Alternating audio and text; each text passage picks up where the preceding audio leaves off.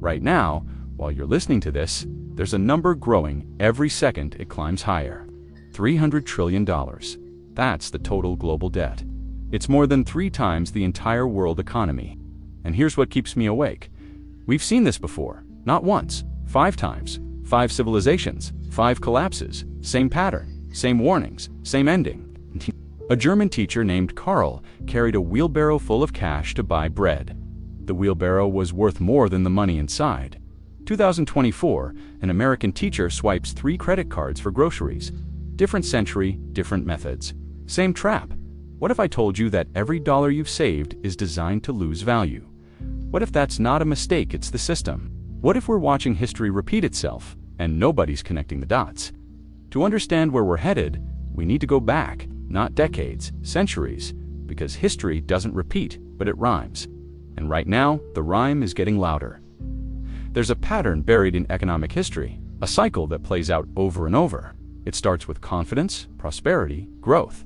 Then comes debt, mountains of it. Then denial. We're different this time, they say. We have better technology, smarter economists, central banks. They were wrong every single time. What I'm about to show you isn't taught in most schools, but it's documented, proven, and it's happening again right in front of us. If your grocery bill jumped 40% and your paycheck stayed flat, that's not random. It's part of a pattern that's been repeating for 2,000 years. The story begins in ancient Rome, but it doesn't end there. Let me take you to Rome, 235 AD. The empire is massive, powerful, wealthy, beyond imagination. Gold coins clink in merchant hands. Legions guard the borders. Citizens believe it will last forever. The denarius roams, silver coinus, the strongest currency on earth. Soldiers are paid with it. Taxes are collected in it. Trade flows across 3 continents because everyone trusts it. But beneath the marble floors of the Senate, something is breaking. The empire has a problem. Wars are expensive. Borders need defending. Soldiers demand payment, but the treasury is running low. So Emperor Severus makes a decision that will echo through history. He orders the mint to do something clever. Reduce the silver content in each denarius, not by much, just a little. Nobody will notice, right?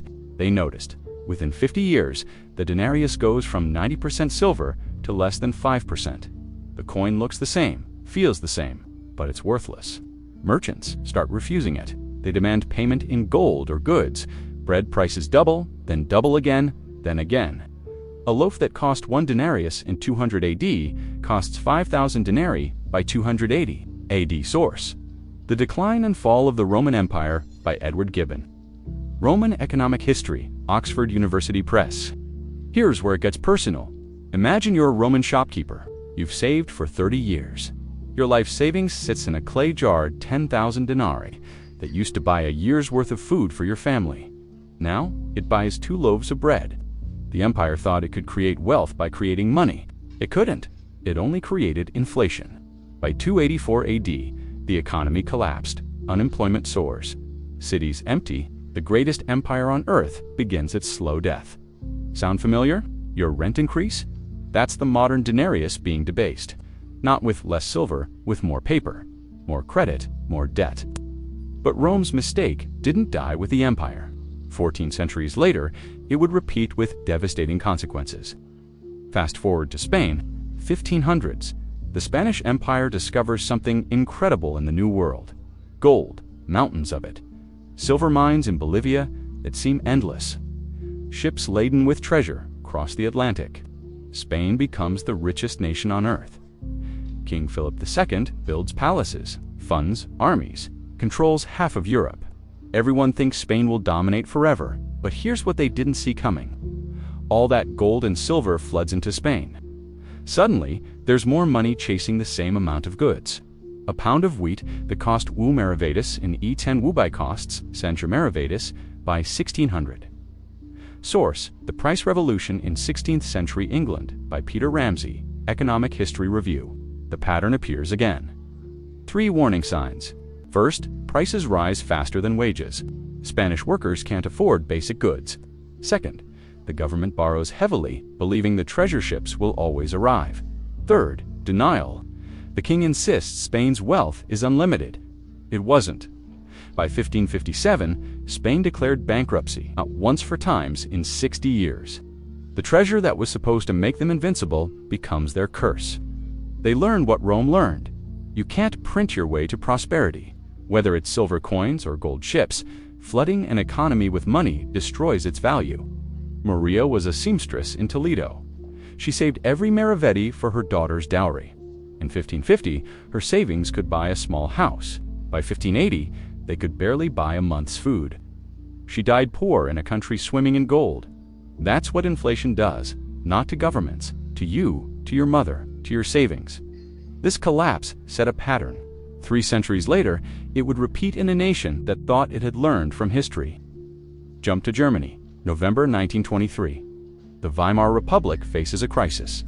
World War I reparations are crushing. France occupies the industrial Ruhr Valley. The government needs money desperately, so they do what Rome did, what Spain did. They print. At first, it's manageable. A little extra money to pay workers, to buy food, to keep the economy moving. But then it accelerates. The printing presses run day and night. Money loses value so fast that prices change by the hour. January 1923, $1 equals 18,000 marks. July 1923, $1 equals 350,000 marks. November 1923, $1 equals 4.2 trillion marks. Source: When Money Dies by Adam Ferguson. Let me paint you a picture. A woman orders coffee in a Berlin cafe. It costs 5,000 marks. She drinks slowly. By the time she orders a second cup, it costs 8,000 marks. Workers are paid twice a day because money loses half its value between breakfast and lunch. People rush to spend their wages immediately, anything to get rid of the worthless paper. Johann Schmidt was a math teacher in Munich. He'd saved for 40 years. A careful man, disciplined. By October 1923, his entire life savings, everything bought 1 loaf of bread. He wasn't alone. Millions watched their life's work evaporate. Middle-class families became destitute overnight. Suicides spiked. Crime exploded. And in the chaos, extremist politics took root. The instability of Weimar Germany set the stage for horrors nobody could predict in 1923. The pattern repeats, always without fail. But surely modern nations learned the lesson, right? Surely with central banks and economists and computers, we're safe. That belief died on October 29, 1929. Black Tuesday, the New York Stock Exchange crashes, not a stumble, a catastrophe. The market loses 12% in a single day. Panic spreads like wildfire. Within 3 years, stocks lose 89% of their value. Banks fail 9,000 of them. Unemployment hits 25%. Source: Federal Reserve Historical Data. The Great Crash 1929 by John Kenneth Galbraith. What caused it? The same pattern. The 1920s were built on debt. Margin buying, borrowing money to buy stocks. Everyone was doing it. Why save when you can borrow and get rich quickly? Companies borrowed to expand. Consumers borrowed to buy. The economy was a tower of debt balanced on optimism. Then the tower fell. A farmer in Oklahoma named Robert lost his land. Not to drought to debt, he'd borrowed against future harvests to buy more equipment. When crop prices collapsed, he couldn't repay. The bank foreclosed. He loaded his family into a truck and joined thousands heading west. The Dust Bowl wasn't just environmental, it was economic. The Great Depression taught us something terrifying. Debt makes good times feel better and bad times catastrophic. When everyone's borrowed money, a small downturn becomes a death spiral. Companies can't pay debts, so they fire workers. Workers can't pay mortgages, so banks fail. Banks can't lend, so companies collapse. Round and round, your student loans. That's the modern version. The average borrower owes $37,000. Source: Federal Student Aid. 2024, a generation carrying debt before they even start their careers. The system is the same, different packaging. But the cycle continued. Each time, the lesson was forgotten. Fast forward to 1971. August 15th, President Nixon appears on television. He makes an announcement that changes everything. The United States will no longer convert dollars to gold. The gold standard, the anchor that limited money creation, is gone. Source: Federal Reserve Archive. Nixon's shock documentation at the time, it seemed necessary. Temporary, even. It wasn't. With nothing backing the dollar except trust, governments could create unlimited money. No more physical constraints, just keystrokes. The money supply explodes. In 1971, the U.S. national debt was $398 billion. Today, $35 trillion. Source: U.S. Treasury Department, October 2024. That's an 8,700% increase. Your wages didn't increase 8,700%, not even close. Between 1971 and 2024, the dollar lost 87% of its purchasing power. Source: Bureau of Labor Statistics CPI calculator. What $100 bought in 1971 now costs $760. Your grandmother's savings were silently confiscated not by thieves, but by inflation. But we're not done yet. Japan, 1986. The economy is booming. Real estate prices soar. At its peak, the land under Tokyo's Imperial Palace is theoretically worth more than all of California. Source: Princes of the Yen by Richard Werner. Stock markets hit record highs. Everyone's getting rich on paper. Then the bubble bursts. 1991. The Nikkei stock index crashes. Real estate values plummet. Japan enters what they call the lost decades. 30 years of stagnation. People who bought property at the peak still owe more than their homes are worth. Retirement savings evaporate. An entire generation's prosperity. Gon Takeshi was a salaryman in Tokyo. In 1989, he bought a modest apartment for $500,000, mostly borrowed. By 2000, it was worth $180,000.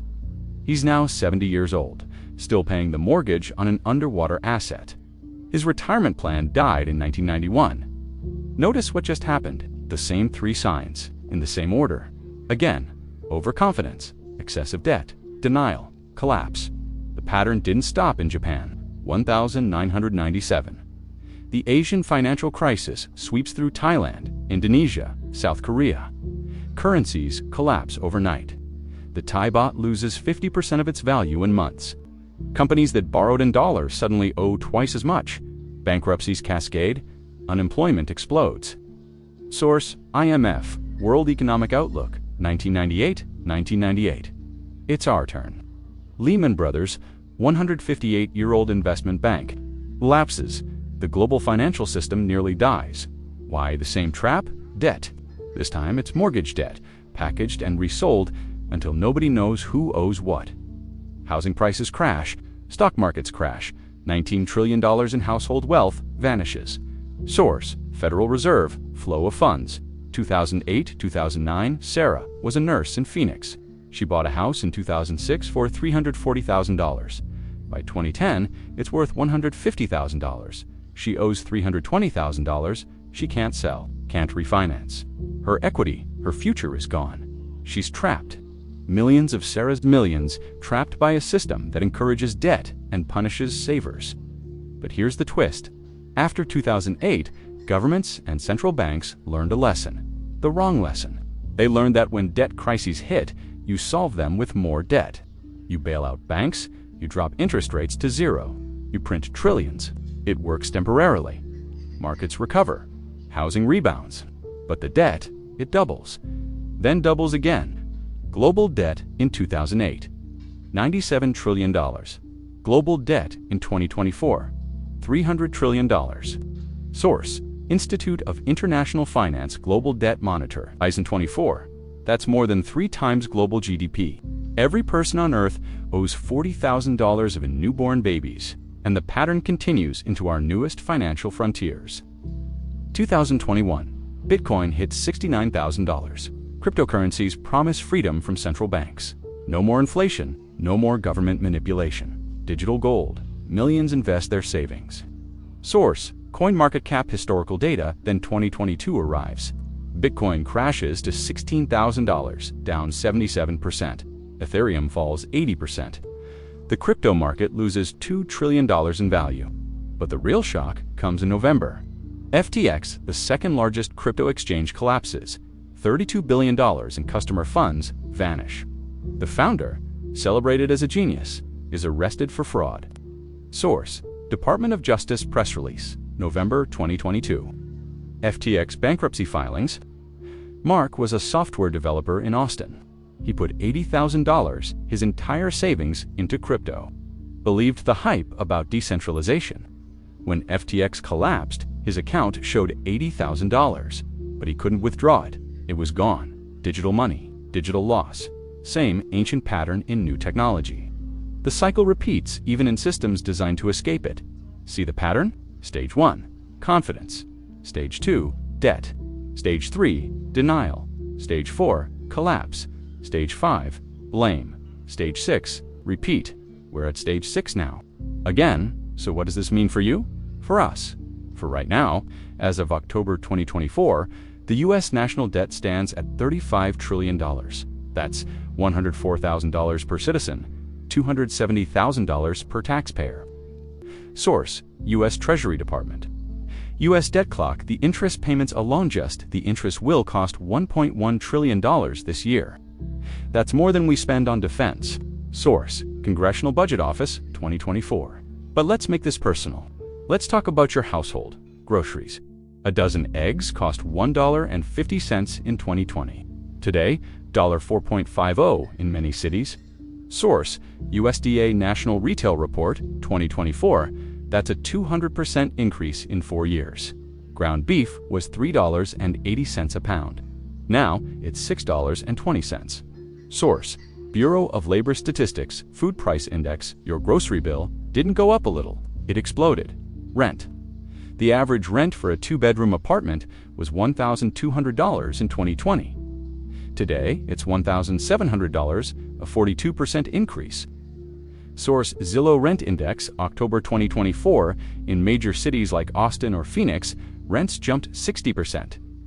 Your landlord isn't greedy. The dollars you pay him are worth less, so he needs more of them. Savings: if you saved $10,000 in January 2020, that money has the purchasing power of $8,100 today.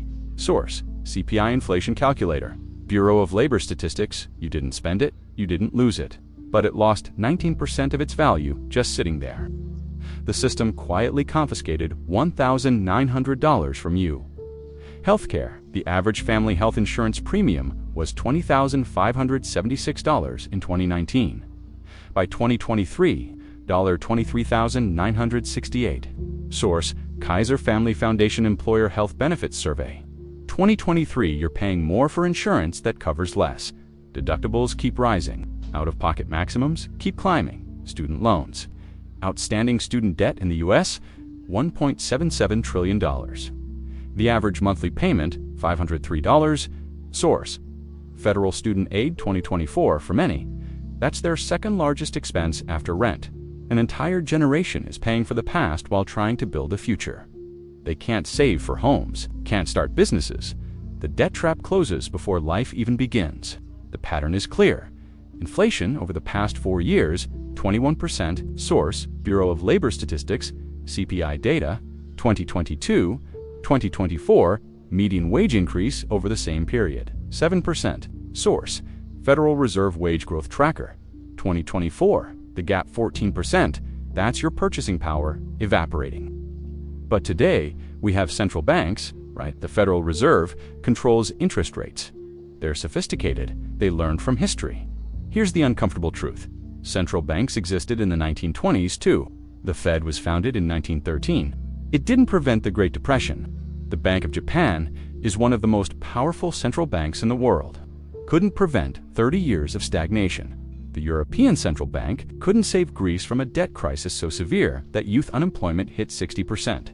Source: Eurostat Youth Unemployment Statistics, 2013. This time is different, they say. We have better tools, computer models, economic theories. Rome had the best engineers in the world. Spain controlled the largest empire in history. Germany had the most educated population in Europe. Japan was the world's second largest economy.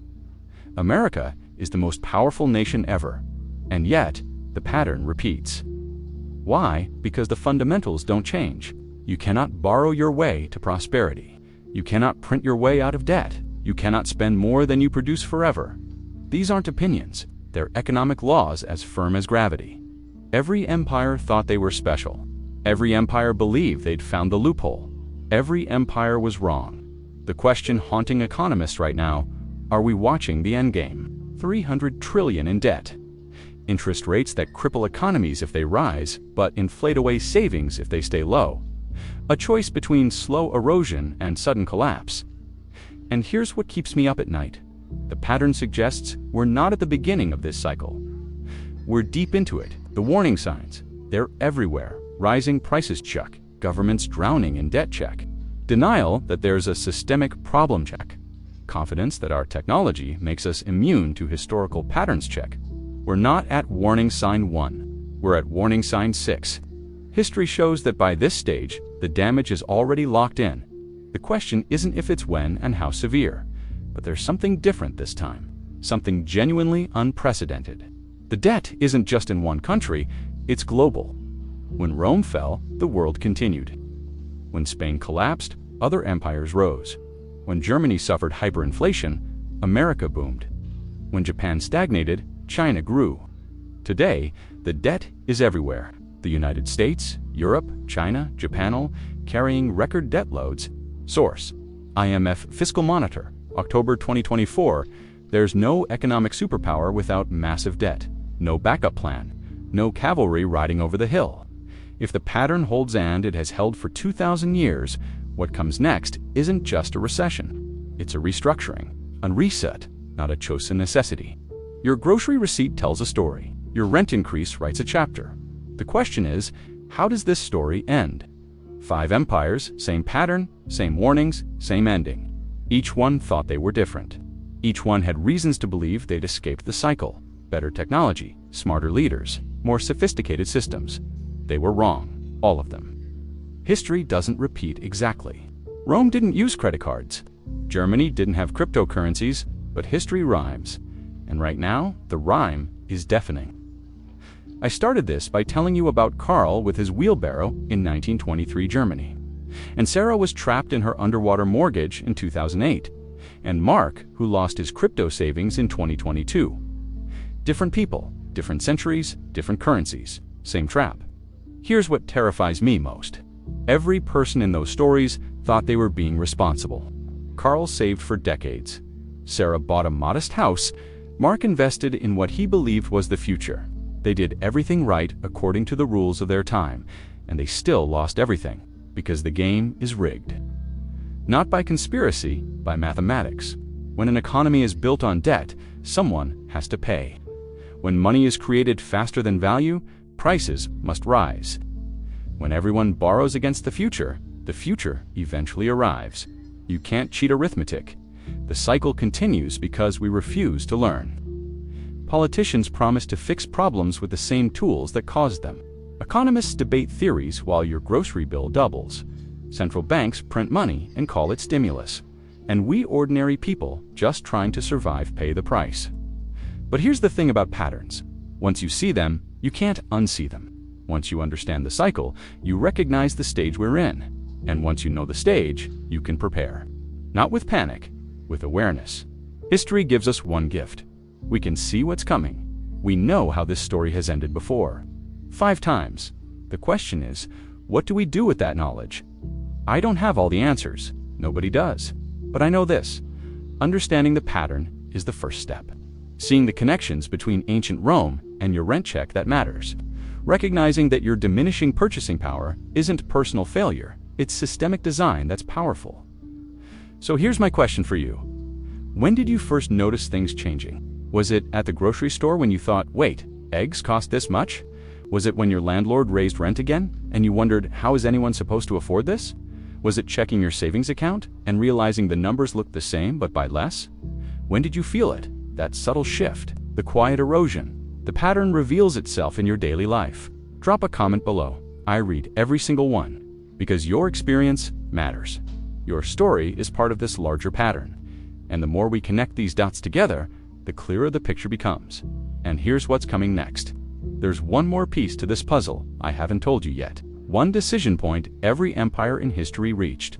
The moment when they had to choose painful honesty or comfortable denial. Every empire made the same choice, but one didn't.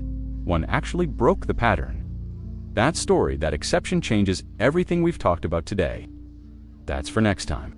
If this made you think differently, if it connected dots you hadn't connected before, hit subscribe. More patterns, more history, more truth that actually affects your wallet. Every week, we dig deeper into the economic forces shaping your life. Thank you for watching this through, for thinking deeply, for questioning. The pattern is real. The cycle continues. But awareness, that's the first step toward breaking it. I'll see you in the next one.